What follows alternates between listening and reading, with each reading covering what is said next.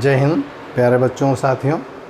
आज का हमारा टॉपिक कुछ तथ्यात्मक चीज़ों को लेकर नहीं बल्कि संज्ञानात्मक स्तर को लेकर है, जिनमें से कुछ हम पहले 1935 के अधिनियम में पढ़ चुके हैं और कुछ चीज़ें ऐसी हैं जो हम बिल्कुल न्यू लेटेस्ट या अच्छा से पढ़ने का प्रयास करेंगे।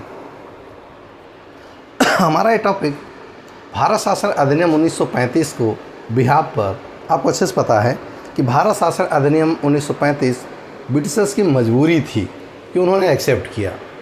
अब मजबूरी क्या थी? देखिए, चौरी चौरा कांड की विफलता जिसमें ब्रिटिशर्स अच्छी तरह से वो हुए, 1928 में नेहरू रिपोर्ट का आना और उसके बाद उसका लागू होना, लेकिन ब्रिटिशर्स द्वारा अगेंस्ट में जाना, जिसके कारण 1930 में कोई गोलमेज सम्मेलन में शामिल नहीं हुआ। 1931 में गांधी जी शामिल हुए इस शर्त पर कि शर्तें मेरी मान होंगी, जिसमें गांधी जी ने अपनी 11 सूत्री मांगे रखी थी। हाँ सुनिएगा, 1932 में जब लास्ट गोलमेज सम्मेलन फिर कोई ब्रिटिश इंडियन शामिल नहीं हुआ कांग्रेस की ओर से, तो यहाँ पर लगातार ब्रिटिशर्स की बेइज्जती होती जा रही थी। और इस दौरान भारत में लिथिगो आयोग के माध्यम से ये मान लिया गया कि ठीक है, भारत के लोगों के द्वारा निर्मित किया गया संविधान एक प्रस्ताव श्वेत पत्र के रूप में स्वीकार है और उसी आधार पर भारत शासन अधिनियम 1935 को जिस रूप में था उसी रूप में एक्सेप्ट किया गया। और उस आधार पर भारत में, आपको अच्छे से पता है, मैंने पढ़ाया था आपको कि भारत में लगभग जो वर्तमान संविधान है, आज जो संविधान जिसे हम पढ़ रहे हैं, इसका लगभग 30% संविधान 1935 के अधिनियम से ही है, जिसे रेगुलेटिंग एक्ट 1935 कहते हैं। तो मोस्टली चीज़ें वहीं से ली गई हैं, इसमें कोई नया नहीं है। लेकिन जब ये 1935 हमारे ऊपर रेगुलेट हो गया बाय द इंडियंस, हमारे द्वारा निर्मित था, भले हमने उसको कहीं से लाकर कलेक्ट किया और अपने ऊपर लागू किया, तो भारत शासन अधिनियम 1935 जो बना उसके आधार पर 1937 में चुनाव होते हैं और उन चुनावों में जो कांग्रेस की स्थिति होगी वो अच्छी होगी। आप अच्छे जानते क्यों?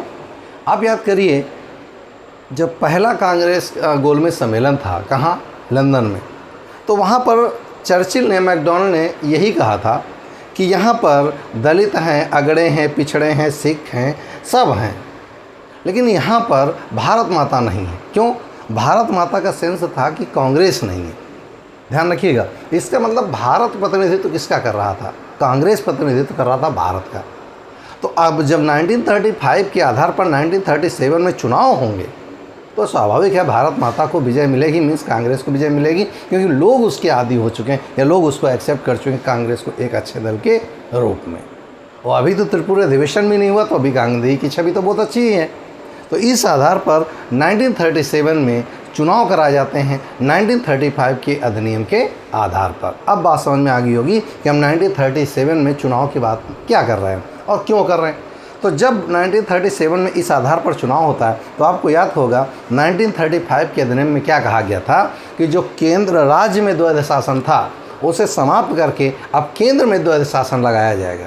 याद करिए, 1999 1935 यही तो संशोधन था। तो जो केंद्र में था राज्य में, वो केंद्र में लागू किया गया। ध्यान सुनिएगा, तो अब राज्य हो गए स्वतंत्र, यानी राज्य अपनी इकाई अपने द्वारा निर्मित कर सकते थे। तो 1937 में जो प्रांतीय चुनाव हुए तो स्वाभाविक है यहाँ द्वि विधानसभा या द्विसदनीय व्यवस्था नहीं होगी, तो जो भी जीतेगा वो सीधा एक क्षेत्र राज करेगा। इस आधार पर भारत में 1935 में अंतर्गत कांग्रेस मंत्रिमंडल का गठन होता है और वो चुनाव होता है।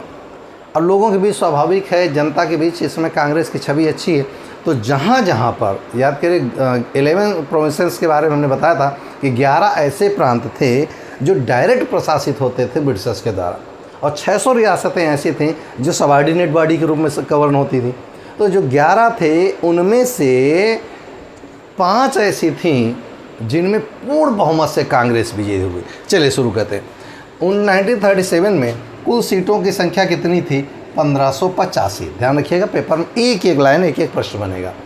1985 में 1585 कुल सीटें हैं, जिसमें से कांग्रेस को 7 से 11 सीटें मिलती हैं और बहुमत के आधार पर कांग्रेस अपना सरकार बनाती है। ध्यान सुनिएगा, कुल सीटों की संख्या 711 है और उनमें से आप कहेंगे कि बहुमत प्राप्त करके सरकार बनाती है कौन? कांग्रेस अपनी सरकार बनाती है, क्योंकि मुस्लिम लीग, दलित या यूँ कहें कि अंबेडकर साहब अभी इतना छवि अच्छी नहीं है कि अगेंस्ट टू गांधी बात कर सकें। ध्यान सुनिएगा, इस आधार पर राज्यों में जो सरकारें बनी उन 5 राज्यों में पूर्ण बहुमत की सरकारें बनी। और कहाँ कहाँ पर, ध्यान से सुनिए रहेगा, पहली तो बनी मद्रास में। और आप कहेंगे सर मद्रास में कांग्रेस इतना हावी होने का कारण क्या था? तो आपको बता दूं, चाहे वो बी एन राव हों, चाहे वो दक्षिण भारत के पिल्लई हों, चाहे वो रामास्वामी हों, ये सारे लोग मद्रास से बहुत तेज़ी से लड़ रहे थे। याद करिए, मद्रास में नेटिव एसोसिएशन हमने आपको पढ़ाया था, तो मद्रास में क्रांतिकारी गतिविधियां कांग्रेस बहुत तेज़ी से कर रही थी। यही कारण था कि मद्रास में 65% वोटिंग मिली किसको? कांग्रेस को, और वो पूर्ण बहुमत से सरकार बनाने में सक्षम हुई। इसी के साथ बिहार में, अब बिहार में तो आप क्या कहेंगे, चंपारण में गांधी ने पूरा रचना ही रची थी। यस, इस कारण बिहार में मध्य प्रांत या बरार, जिसे आज के समय में हम मध्य प्रदेश कहते हैं, और महाराष्ट्र का उत्तरी हिस्सा, मध्य प्रांत में भी 61% मतों के साथ बहुमत सरकार बना ली। ये बिहार में 75%, ध्यान रखिएगा पेपर में, बिहार में सबसे ज़्यादा 75% वोटिंग पाई थी।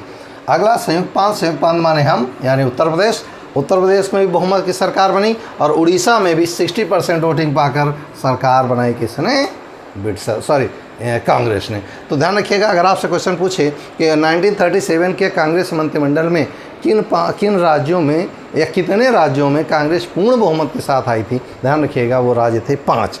और 5 राज्यों में कोई एक घुसा देगा और आपसे पूछेगा कौन नहीं है, ध्यान रखिएगा, मद्रास, बिहार, मध्य प्रांत, संयुक्त प्रांत और उड़ीसा। इनमें 60%, उड़ीसा में, संयुक्त प्रांत में 65%, बरार में 61%, बिहार में 75%, मद्रास में 65% वोटिंग पाकर कांग्रेस ने अपनी, या कहें कि ऑटोनॉमस स्वायत्त सरकारें निर्मित करें।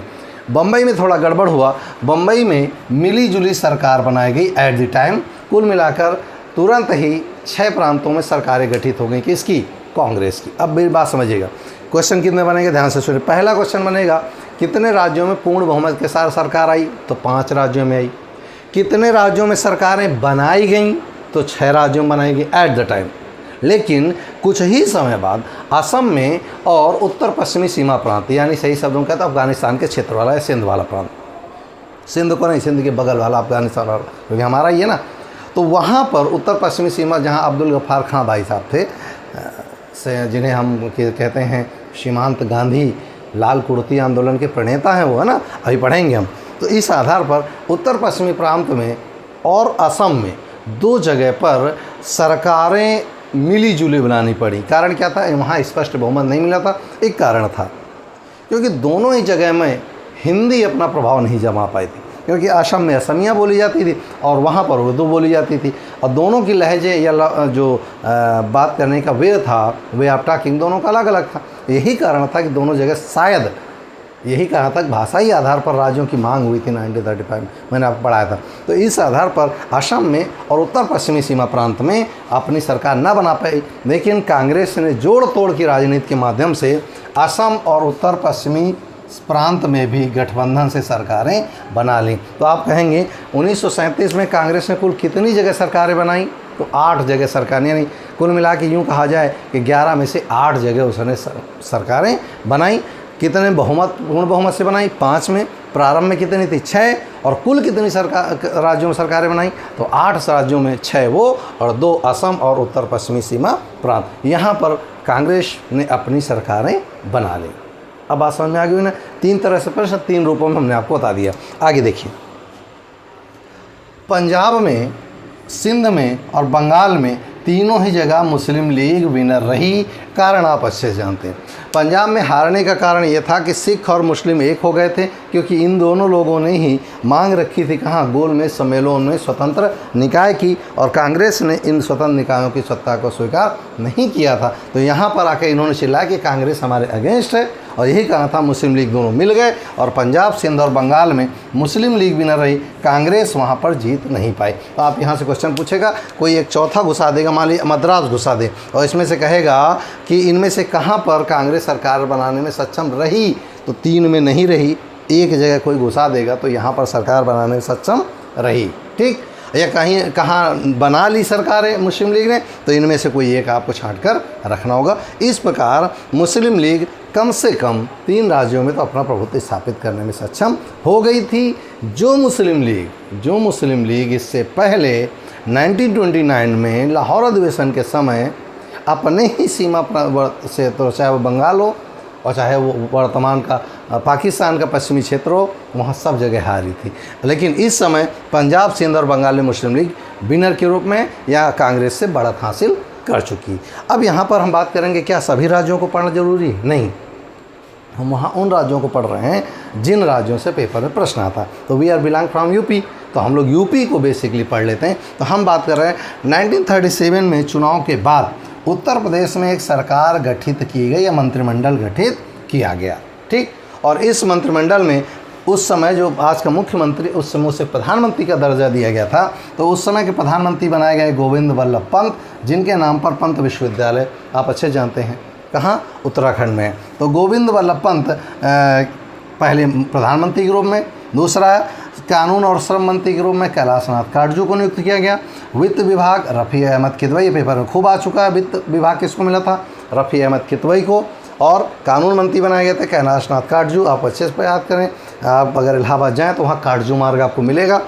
साथ ही वित्त विभाग मिला था रफ़ी अहमद किदवई को। ये था मंत्रिमंडल का स्वरूप। बहुत ज़्यादा मंत्रिपरिषद नहीं विस्तार करी गई थी, क्योंकि उस समय इतने ज़्यादा मंत्रियों के पद की बारे किसी को लालसा भी नहीं होती थी कि हम कैबिनेट मंत्री बनेंगे, वो कैबिनेट मंत्री बनेंगे।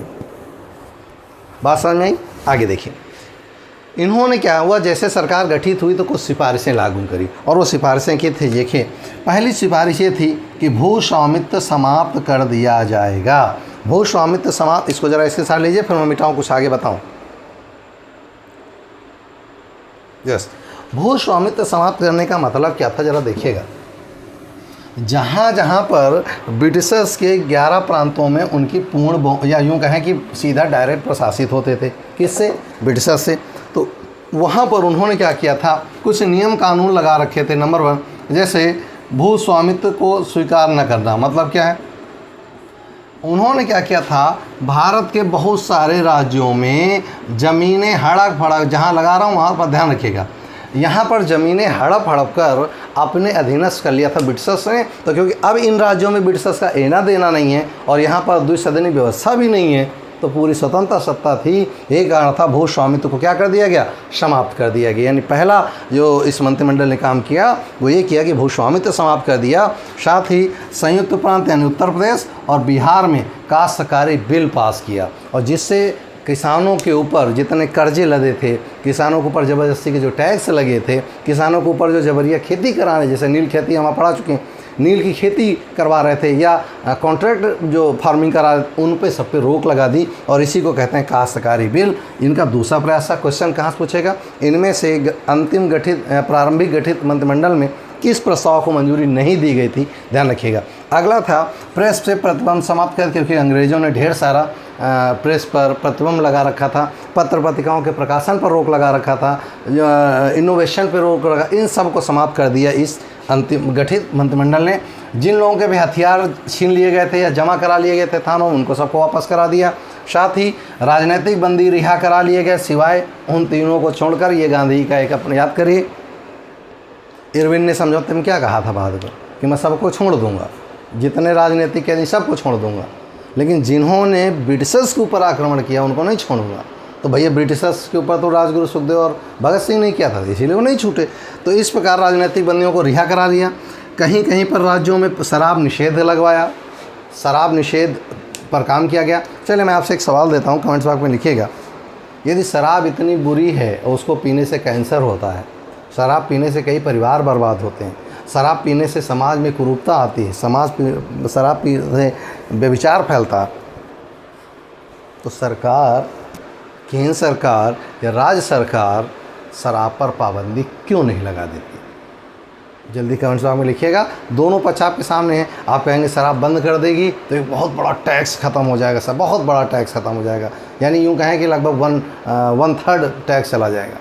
लेकिन अगर नहीं लगाते हैं तो 1/3 लोग चले जाएंगे। अब डिसाइड करिए, लोग ज़्यादा ज़रूरी है टैक्स, लेकिन फिर भी आप दोनों पक्ष लिखिए क्या सही है क्या गलत। दूसरा, हरिजनों के लिए कार्य किया इस मंत्रिमंडल ने। क्या किया? हरिजनों को मंदिरों में प्रवेश के लिए प्रयास किया, हरिजनों से छुआछूत के जो कुरूपता फैली थी उसको समाप्त किया, उनको उठाने के लिए सरकारी पदों पर जो इनकी पेंशनें बंद कर दी थी उनको लागू कराया।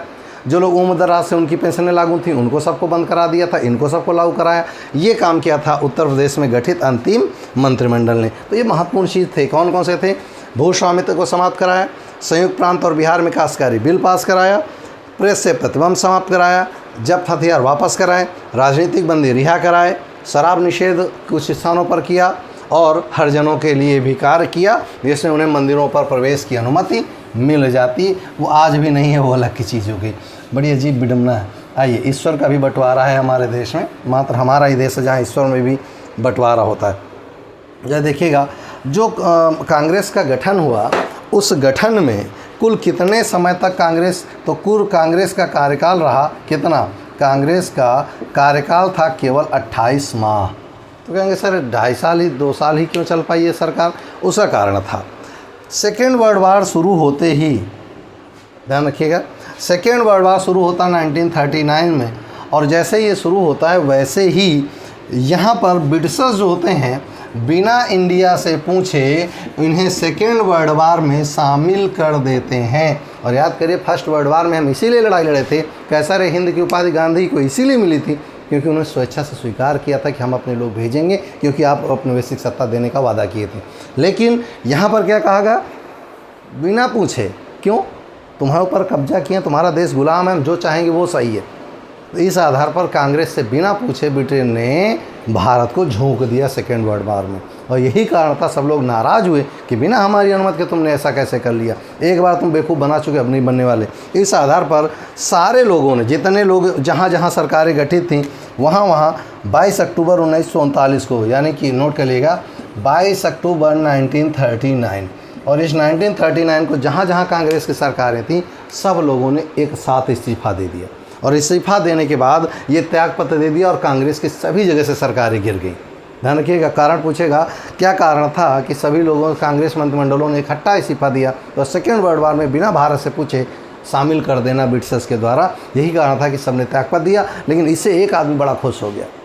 कमेंट्स बॉक्स में लिखिए, पहले कमेंट्स बॉक्स में लिखिए, तब मैं आगे पढ़ाता हूँ। कौन आदमी बड़ा खुश हो गया होगा? यस, हाँ, जिन्ना साहब खुश हो गए। क्यों? जिन्ना साहब तो चाह ही रहे थे कांग्रेस का सब जगह लोटिया डूब जाए। तो जैसे ही 22 अक्टूबर 1939 को कांग्रेस त्यागपत्र देती है, खुशी के मारे जिन्ना साहब उस दिन मुक्ति दिवस मनाते हैं कि आज हम कांग्रेस से भारत मुक्त हो गया।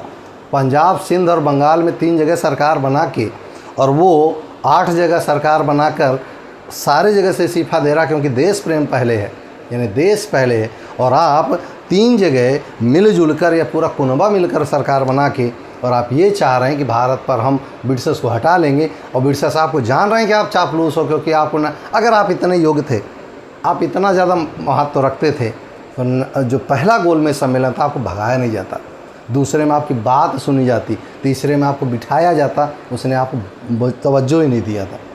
इसका कारण था कि जिन्ना साहब ने 22 दिसंबर 1939 को शुक्रवार के दिन, ध्यान रखिएगा, शुक्रवार के दिन था 22 अक्टूबर 1939 को, और उस दिन उन्होंने मुक्ति दिवस मनाया था। ध्यान रखिएगा, मुक्ति दिवस कब मनाया गया था, क्यों मनाया गया था?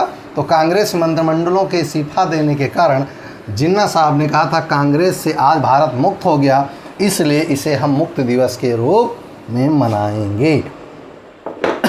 समझ में आ गया? तो ये कांग्रेस का मंत्रिमंडल था भैया, बना 37 में और 28 माह में दम तोड़ गया।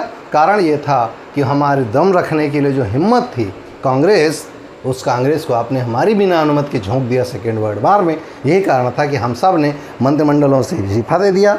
और इसके बाद तुरंत ही त्रिपुरी अधिवेशन होगा, जहाँ पर आप अच्छे से जानते हैं कि कांग्रेस में गांधी जी और सुभाष चंद्र बोस के आपस में टकराव होगा, और टकराव के बाद ही सुभाष चंद्र बोस पलायन करेंगे और गांधी जी की आगे की राजनीति होगी। या यूँ कहें करो या मरो, भारत छोड़ो आंदोलन की रूपरेखा बनेगी।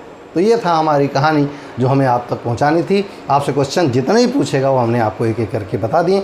इनके 1 लाइनर बना लीजिएगा और अच्छी कहीं बुक्स से पढ़ लीजिएगा। बुक्स मैं प्रिस्क्राइब कर रहा हूँ, डॉक्टर एस के पांडे की किताब आप ले लीजिएगा, आधुनिक भारत, काफ़ी कुछ मैटर मिल जाएगा। लेकिन प्रयास करिएगा NCERT को ही वरीयता दीजिएगा। NCERT अगर आप पढ़ लेते हैं तो फिर आपको कुछ पढ़ने की आवश्यकता नहीं है। तो आज फिलहाल इतना ही, मिलते हैं नेक्स्ट वीडियो में नए किसी बिंदु के साथ, किसी नए टॉपिक के साथ। आज फिलहाल इतना ही। जय हिंद।